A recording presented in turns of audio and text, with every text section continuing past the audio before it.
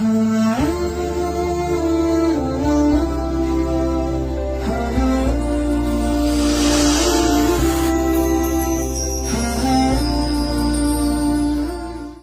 ونتوكل عليه ونعوذ بالله من شرور أنفسنا ومن سيئات أعمالنا من يهده الله فلا مضل له ومن يضلله فلا هادي له ونشهد أن لا إله إلا الله وحده لا شريك له ونشهد أن سيدنا ومولانا محمدا عبده ورسوله أما بعد فأعوذ بالله من الشيطان الرجيم بسم الله الرحمن الرحيم إن الله لا يغفر أن يشرك به ويغفر ما دون ذلك لمن يشاء صدق الله مولانا العظيم وقال النبي صلى الله عليه وسلم بدأ الإسلام غريبا وسيعود كما بدأ أو كما قال عليه الصلاة والسلام۔ محترم بزرگوں، دوستو اور سامعین خطبہ جمعہ، اللہ تعالیٰ کا بہت بڑا احسان ہے کہ اللہ تعالیٰ نے ہم سب کو اتنا بہترین موقع عنایت فرمایا ہے کہ ہم جمعہ کی نماز کی نسبت سے اللہ کے گھر میں جمع ہوں اور اللہ کے ذکر، نبی پاک صلی اللہ علیہ وسلم کی احادیث اور ان دونوں کی روشنی میں آپس میں کچھ مذاکرہ کریں اور سوچ کر سمجھ کر اس پر عمل کرنے کا ایک عہد کریں، وعدہ کریں اور کوشش کریں۔ اللہ تعالیٰ ہم سب کو کہنے سننے سے زیادہ عمل کرنے کی توفیق عطا فرمائے۔ اللہ تعالیٰ نے انسانوں کو اس دنیا میں پیدا کیا اور اس دنیا میں بھیجا، جس کا مقصد اللہ نے خود اپنے کلام میں بتایا ہے کہ ہم نے جن و انس کو اپنی عبادت کے لیے اس دنیا میں بھیجا ہے، جس کا دوسرا پہلو یہ نکلتا ہے کہ اللہ تعالیٰ بندوں کو اس دنیا میں بھیج کر اللہ تعالیٰ نے بندوں کی آزمائش کے لیے کچھ ایسے طریقے بھی اختیار کیے ہیں جن سے انسان کو دوچار ہونا بھی انتہائی ضروری ہے۔ اسی کے پروسیس میں، اسی کی ایک سنت میں اللہ تعالیٰ نے جب انسانوں کو بھیجا تو اللہ نے ساتھ میں شیطانوں کو بھی پیچھے لگا دیا،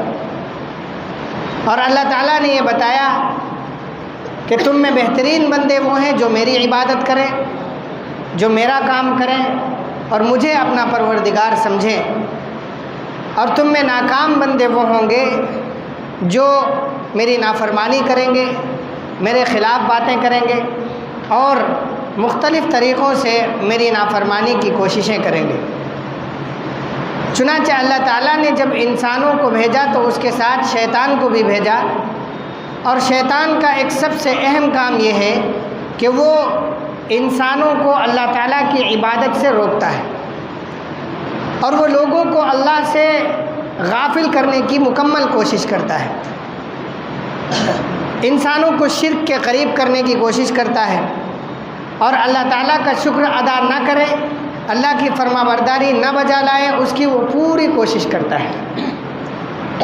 اللہ تعالیٰ کو اس معاملے میں ساری چیزیں برداشت ہیں، لیکن اللہ تعالیٰ ان کاموں میں کچھ کاموں کو بالکل ناپسند کرتے ہیں۔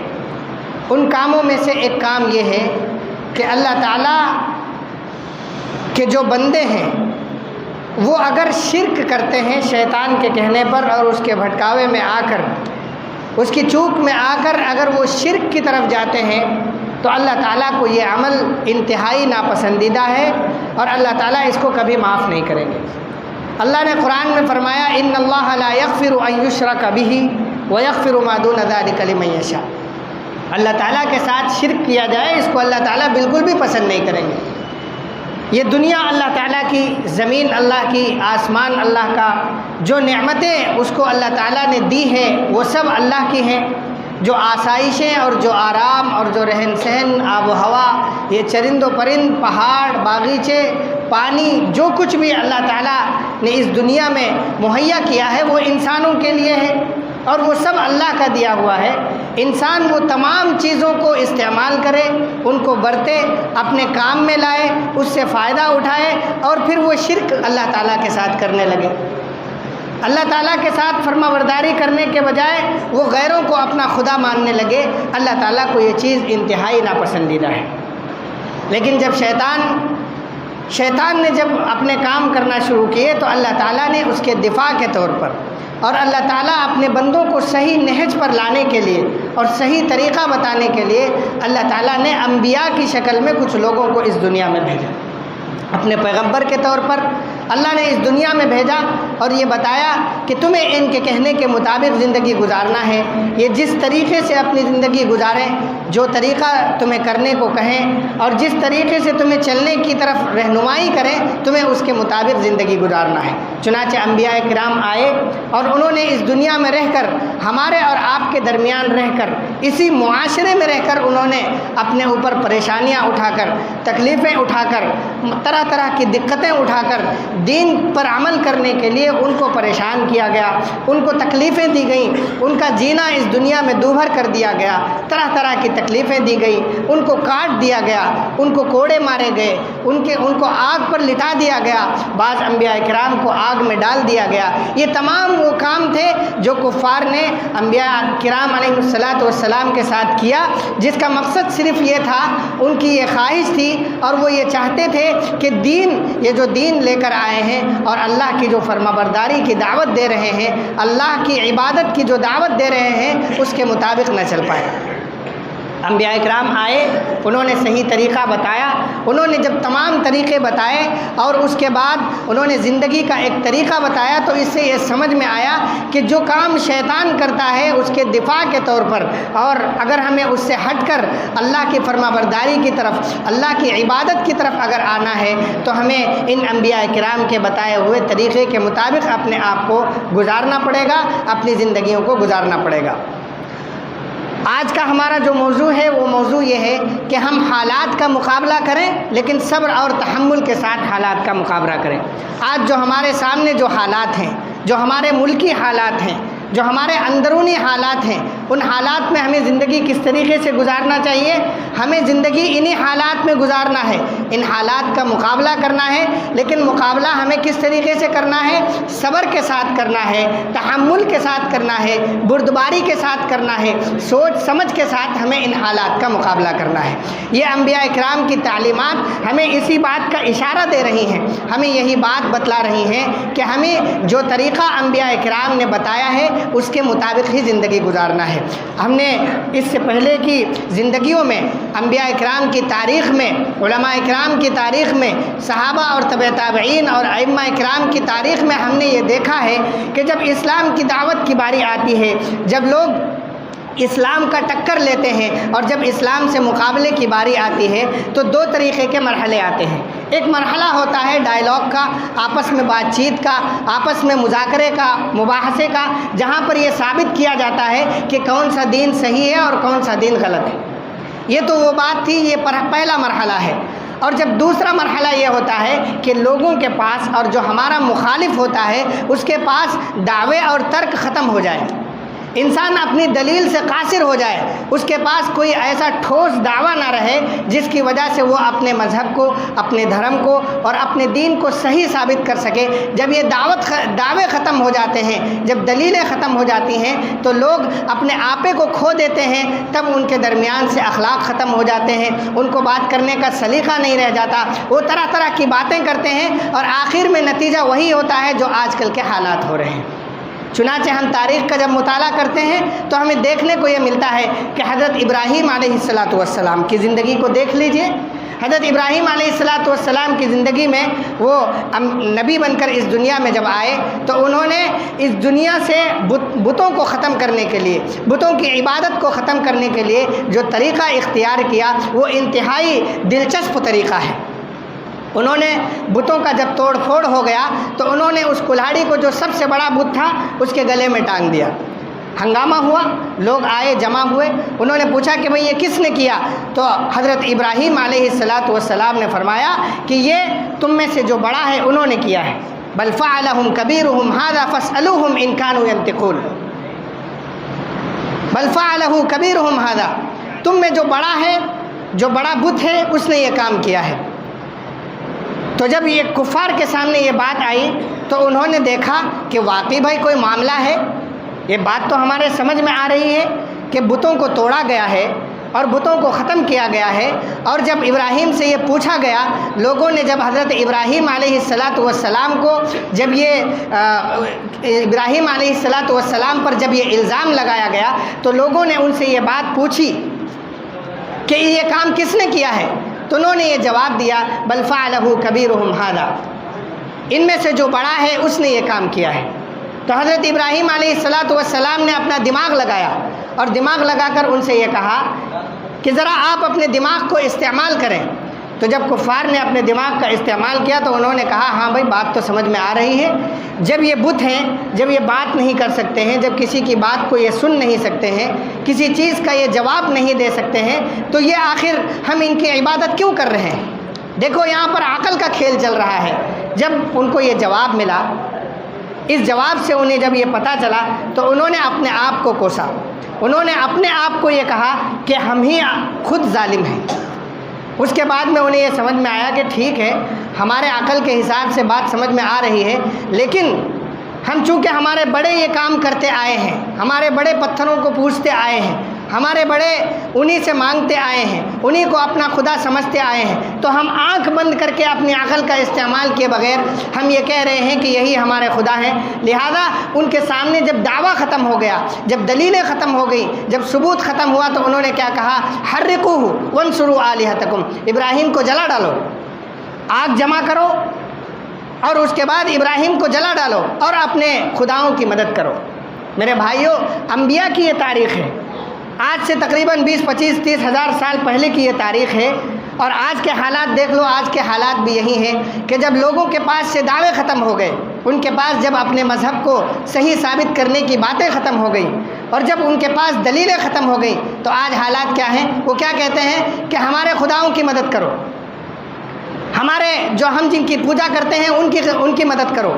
اور جس طریقے سے حضرت ابراہیم علیہ السلام کو جلانے کی سازشیں ہوئیں، اسی طریقے سے آج موب لنچنگ ہو رہی ہے، مسلمانوں کو جگہ جگہ پیٹا جا رہا ہے، جہاں پاتے ہیں وہاں پکڑتے ہیں اور کہتے ہیں آپ یہ نعرے بلند کرو، یہ باتیں بلند کرو، اور کسی کو جلایا جاتا ہے، کسی کو مارا جاتا ہے، کسی کو کاٹا جاتا ہے۔ یہ تمام وہ چیزیں ہیں جو پچھلے انبیاء کی تاریخ سے چلی آئی ہیں، اور یہ چلتا رہے گا، یہ معاملہ قیامت تک یہ سلسلہ چلتا رہے گا۔ یہ حضرت ابراہیم علیہ السلام کی زندگی سے ہمیں پتہ چلا، اور حضرت موسیٰ علیہ السلام کی زندگی کو لے لیجئے، انہوں نے بھی دلائل سے بات کیا تھا، انہوں نے بھی اپنی ترک عقل کی روشنی میں پیش کیے تھے، لیکن جب وہ فیل ہو گئے، جب انہیں دلائل نہیں ملی تو انہوں نے بھی کیا کہا کہ موسیٰ کو شہر بدر کر دو، موسیٰ کو بھگا دو، باہر بھیج دو۔ آخرکار یہ تمام وہ چیزیں ہیں جو ہمیں پہلی زندگیوں سے چلی آ رہی ہیں۔ تو آج اگر یہ حالات ہیں تو ہمیں ان حالات میں کیا کرنا چاہیے؟ انہی طریقوں سے اختیار کرنا چاہیے، انہی طریقوں کو اپنی زندگی میں لانا چاہیے، اور اس کے بعد صحیح طریقے سے صبر اور تحمل اور بردباری اور حکمت کے ساتھ اپنے آپ کی زندگی گزارنی چاہیے۔ مشتعل نہیں ہونا ہے، بھڑکنا نہیں ہے، گالی گلوچ نہیں کرنا ہے، حکمت کے ساتھ کام کرنے ہے۔ حکمت کے ساتھ جب کام کیے جائیں گے تو لوگ فوج در فوج اسلام میں داخل ہوتے چلے جائیں گے۔ وہ وقت قریب ہے، وہ وقت زیادہ دور نہیں ہے کہ لوگ زیادہ تر اسلام میں تیزی کے ساتھ داخل ہوں گے۔ میرے بھائیوں، کفار مکہ کا جب واقعہ پیش آیا، جب فتح مکہ کا واقعہ پیش آیا، اور جب اسلام کی بڑھوتری کا وقت تھا، اس وقت بھی یہی حالات تھے کہ جو لوگ اسلام مخالف تھے، جو اسلام کے خلافت میں بات کرتے تھے، الٹی سیدھی باتیں اسلام کے خلاف میں کرتے تھے، وہ گنے چنے لوگ تھے۔ ابو جہل، ابو لہب، عتبہ، شیبہ، یہ گنے چنے لوگ تھے۔ اگر اس کو پرسنٹیج کے حساب سے دیکھا جائے تو اس وقت کا آنکڑا یہ ہے کہ 10 سے 15% وہ لوگ تھے جو اسلام کے خلاف بات کرتے تھے، اور 80% وہ لوگ تھے جو واچ اینڈ ویٹ کی پوزیشن میں تھے، یعنی بیٹھو اور دیکھو کہ ہوتا کیا ہے۔ لیکن جب فتح مکہ کا واقعہ پیش آیا تو ایسے حالات پیش ہوئے کہ جب انہوں نے دیکھا کہ بھئی ایک طرف ظلم ہے، یہ لوگ اللہ کے نبی کو پریشان کر رہے ہیں، صحابہ کو پریشان کر رہے ہیں، ان کے مالوں کو لوٹ رہے ہیں، ظلم کر رہے ہیں، غلط سلط حرکتیں کر رہے ہیں، اور ایک طرف ایک مسلمان قوم ہے جو صبر کے ساتھ کام کر رہی ہے، حکمت کے ساتھ کام کر رہی ہے، صبر و تحمل کے ساتھ کام کر رہی ہے، اور وہ دین اپنے اخلاق سے پیش کر رہے ہیں۔ تو آخر 80% وہ جو لوگ موجود تھے، جو پوزیشن میں اس حالت میں بیٹھے ہوئے تھے کہ وہ دیکھیں کہ آخر کیا ہوتا ہے، جب فتح مکہ کا واقعہ پیش آیا تو سب کے سب اسلام میں داخل ہو گئے۔ اللہ کے نبی صلی اللہ علیہ وسلم کے صحابہ میں ایک صحابی ہیں حضرت خباب بن ارت رضی اللہ عنہ۔ یہ وہ صحابی ہیں جن کو آگ پر لٹایا گیا تھا۔ وہ ایک مرتبہ اللہ کے نبی کے سامنے آئے اور انہوں نے فرمایا کہ اللہ کے نبی مدد کب آئے گی؟ متی نصر اللہ، اللہ کی مدد کب آئے گی؟ اللہ کے نبی صلی اللہ علیہ وسلم کو یہ بات اچھی نہیں لگی۔ اللہ کے نبی نے فرمایا خباب، اللہ کی آزمائش کو دعوت مت دو، لیکن اگر اللہ کی آزمائش آ جائے تو اس سے چھٹکارا حاصل کرنے کی کوشش نہ کرو، اس میں صبر کے ساتھ کام کرو، اللہ تعالیٰ قریب مدد کریں گے، اللہ تعالیٰ تمہاری مدد کریں گے۔ اور اللہ کے نبی صلی اللہ علیہ وسلم نے فرمایا کہ اندھیر ہے دیر نہیں ہے، ایک وقت ایسا آئے گا کہ لوگ صنعاء سے حضرموت تک یہ جو سفر ہے، یہ 2 جگہیں ہیں سعودی میں، 2 جگہیں ایسی ہیں کہ لوگ صنعاء سے حضرموت تک سفر کریں گے، اندھیرے میں سفر کریں گے اور سونا اچھالتے ہوئے سفر کریں گے، اور ان کو کوئی ٹچ کرنے والا نہیں ہوگا۔ یہ اسلام کا ایسا بول بالا ہوگا، یہ اسی وقت ممکن ہے جب ہم حکمت کے ساتھ کام کریں، صبر و تحمل کے ساتھ کام کریں۔ آج کے حالات ہمیں 3 چیزوں کی دعوت دیتے ہیں، ہمیں یہ بات کہتے ہیں کہ ہمیں اپنی زندگیوں میں 3 کام کرنے ہیں۔ اس میں سب سے پہلا کام یہ ہے کہ ہم اللہ تعالیٰ کے ساتھ اپنے رشتے کو مضبوط کریں، اللہ تعالیٰ کے ساتھ اپنے تعلق کو مضبوط کریں۔ اللہ تعالیٰ نے قرآن میں فرمایا ہے وَمَن يَتَّقِ اللَّهَ يَجْعَل لَّهُ مَخْرَجًا وَيَرْزُقْهُ مِنْ حَيْثُ لَا يَحْتَسِبُ۔ جو اللہ تعالیٰ سے ڈرتا ہے، جو اللہ تعالیٰ کو اپنا حاضر و ناظر سمجھتا ہے اور اللہ کے کہنے کے مطابق، اللہ کے نبی کے بتائے ہوئے طریقے کے مطابق زندگی گزارتا ہے، تو اللہ تعالیٰ اس کی زندگی کے مختلف اسباب پیدا کر دیتے ہیں، اس کے روزی کے دروازے کھول دیتے ہیں۔ آج ہمارا حال کیا ہے کہ ہم اپنے ایک وقت کی روٹی کے لیے، ایک وقت کی روٹی اور بوٹی کے لیے ہم کیا کرتے ہیں؟ ہم اللہ تعالیٰ کی نافرمانی کر دیتے ہیں، نمازوں کو چھوڑ دیتے ہیں، ہم ہر قسم ہر خرافات کرنے کو تیار ہوتے ہیں۔ اصل ضابطہ تو یہ تھا کہ اگر ہم اللہ کی فرما برداری کریں اللہ کے لیے، تو اللہ تعالیٰ نے وعدہ کیا ہے کہ اللہ تعالیٰ روزی کا دروازہ خود کھولیں گے، اور ایسا کھولیں گے کہ انسان اس کو سوچ بھی نہیں سکتا ہے۔ اور اس کے ایک اور جگہ اللہ تعالیٰ نے فرمایا وَمَن يَتَوَكَّلْ عَلَى اللَّهِ فَهُوَ حَسْبُهُ، جو اللہ تعالیٰ پر توکل کرتا ہے اللہ تعالیٰ اس کے لیے کافی ہے۔ ان دونوں آیتوں سے ہمیں یہ پتہ چلتا ہے کہ ہمیں اللہ کے ساتھ اپنے رشتے کو مضبوط کرنا ہے۔ اگر ہم اللہ تعالیٰ کے ساتھ اپنے رشتے کو مضبوط کریں، اللہ تعالیٰ کے ساتھ ہر معاملے کو اللہ سے جوڑ لیں۔ صحابہ کرام کے بارے میں آتا ہے کہ چپل بھی اگر ٹوٹ جاتا تھا تو وہ اللہ سے مانگتے تھے، کہتے تھے اللہ تعالیٰ ایسا انتظام کر دیجیے کہ ہمارے چپل میں ایک کیل لگ جائے جس سے ہمارا چپل جڑ جائے، جس کو احادیث میں جوتے کے تسمے سے یاد کیا جاتا ہے۔ اور دوسرا جو سب سے اہم کام ہے وہ یہ ہے کہ ہم آج کے اس دور میں امت میں اتحاد کو پیدا کریں، امت میں اتحاد کو پیدا کریں۔ ہم آپس میں الگ الگ ہیں، ہم آپس میں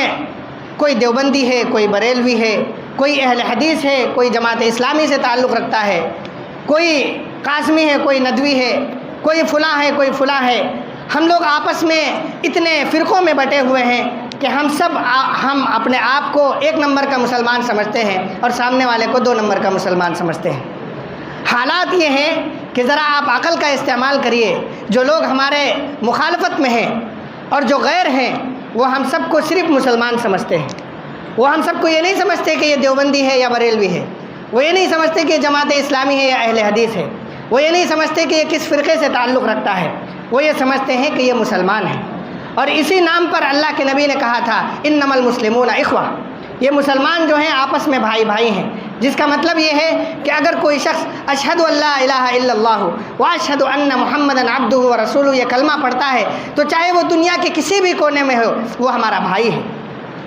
آج جب چائنا میں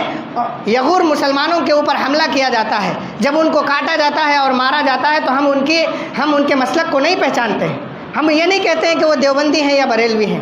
جب روہنگیا میں مسلمانوں کے اوپر ظلم ہوتا ہے تو ہمارا دل صرف اس لیے تڑپتا ہے کہ یہ مسلمان ہیں۔ کیا ہم وہاں پر مسلک کو معلوم کرتے ہیں؟ جب فلسطین میں ہمارے بھائیوں کے ساتھ ظلم ہوتا ہے اور ہمیشہ سے ہوتا آ رہا ہے اور آج بھی ہو رہا ہے، تو کیا ہم ان کے مسلک کو معلوم کرتے ہیں؟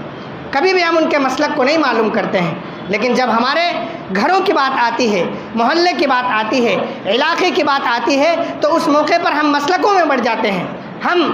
فرقوں میں بڑھ جاتے ہیں۔ آج وقت کا تقاضا یہ ہے کہ ہم اپنے مسلک پر عمل کرتے ہوئے، میں اس موقع پر مسلک کی بات نہیں کرتا، سب لوگ اپنے مسلک پر عمل کرو، اپنے اپنے مسلک کے مطابق چلو، وہ ایک الگ چیز ہے، وہ ایک الگ وشے ہے، ہمیں اس پہ بات نہیں کرنا ہے۔ اپنے مسلک پر رہتے ہوئے کامن ایشوز میں ہم ایک ہو سکتے ہیں۔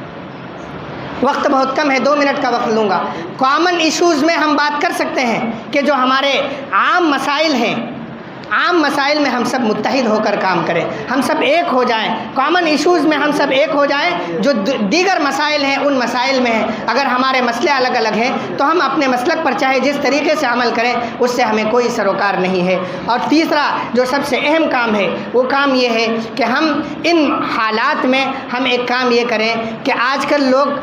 مسکنسیپشنس یعنی غلط فہمیاں ہمارے ذہنوں میں پیدا کر رہے ہیں، غیر مسلم اور مسلمانوں کے درمیان غلط فہمیاں پیدا کی جا رہی ہیں، وہ میڈیا کے ذریعے سے ہیں۔ میڈیا تو ہمارے خلاف بات ہی کرتا ہے، آپ لوگ سب اسی دنیا میں رہتے ہیں، سب کچھ جانتے ہیں، سب کے پاس موبائل ہے۔ یہ جو غلط فہمیاں ہیں، ان غلط فہمیوں کو ختم کرنے کا سب سے بہترین طریقہ یہ ہے کہ ہمارے جو غیر مسلم دوست ہیں، غیر مسلم بھائی ہیں، جو ہمارے ساتھ کسی نہ کسی طریقے سے جڑے ہوئے ہیں، خواہ وہ بزنس کے معاملات میں ہوں، رشتہ داریوں کے معاملات میں ہوں، دوستیوں کے معاملات میں ہوں، کسی بھی معاملات میں، محلے میں، علاقے میں رہتے ہوں، ہم اپنے غیر مسلم بھائی اور دوستوں کے ساتھ اچھے تعلقات قائم کریں۔ جب ہم اپنے اخلاق کو ان کے سامنے پیش کریں گے، جب ہم اپنے اخلاق کو ان کے سامنے بتائیں گے، دیکھیں گے، تو وہ ٹھیک اسی طریقے سے جب فتح مکہ کے موقع پر 80% غیر مسلم جو واچ اینڈ ویٹ کی پوزیشن میں تھے، آج ہمارے 80% غیر مسلم بھائی بھی اسی پوزیشن میں ہیں، وہ بیٹھے ہوئے ہیں اور دیکھ رہے ہیں کہ دیکھتے ہیں کہ پاسا کس طرف پلٹتا ہے، وہ بھی اسی پوزیشن میں ہیں۔ ہم لوگ پوری ہندوستان کا سفر کرتے ہیں، ہوائی جہازوں میں سفر کرتے ہیں، غیر مسلم پادریوں کے ساتھ، غیر مسلم پجاریوں اور باباؤں کے ساتھ ہم لوگوں کی ملاقاتیں ہوتی ہیں، ہم ان کے ساتھ بیٹھتے ہیں، بات کرتے ہیں، تو ہمیں یہ پتہ چلتا ہے کہ 80% وہ لوگ ہیں جو اختلافات کو اور فرقے بندی کو اور ایک دوسرے کے ساتھ جھگڑے کو رگڑے کو یہ پسند نہیں کرتے ہیں۔ یہ سب 80% کے لوگ ہیں جو یہ کوشش کر رہے ہیں کہ ہم لوگ آپس میں ایک دوسرے کے ساتھ رہیں، مل جل کر رہیں۔ یہ 15 سے 20% وہ لوگ ہیں جو اختلافات کو پیدا کرنے کی کوشش کرتے ہیں۔ ہمیں اس موقع پر اپنے اخلاق کے ذریعے، اپنے کردار کے ذریعے، اللہ کے نبی کے بتائے ہوئے طریقے کے مطابق ہم اگر اپنی زندگیوں کو ان کے سامنے پیش کریں گے، تو یہ 80% لوگ ٹھیک فتح مکے پر جس طریقے کے حالات ہوئے تھے، یہ سب انشاءاللہ دیکھیں گے، اور یہ سب ایک نہ ایک موقع ایسا آئے گا کہ اسلام غالب ہو کر رہے گا، اور وہ ہمارے اس پلڑے میں آئیں گے اور یہ ثابت کر دیں گے کہ اسلام ایک واحد ایسا مذہب ہے جو ہمیشہ امن پسندی اور پیس کو ترجیح دیتا ہے۔ وقت ہو چکا ہے، میں مختصر الفاظ میں بس اتنی بات کہوں گا کہ ہمیں آج 3 کام کرنے کی ضرورت ہے۔ اللہ کے ساتھ اپنے رشتے کو مضبوط کرنا ہے۔ دوسرا کام سب سے اہم یہ ہے کہ ہم امت میں اتحاد کو پیدا کریں، اس کے جو طریقے ممکن ہو سکتے تھے میں نے آپ حضرات کے سامنے رکھے۔ تیسرا کام یہ ہے کہ ہم اپنے غیر مسلم بھائیوں کے ساتھ اچھے تعلقات کو استوار کریں۔ اللہ تعالی ہم سب کو عمل کرنے کی توفیق عطا فرمائے۔ وآخر دعوانا الحمدللہ رب العالمین۔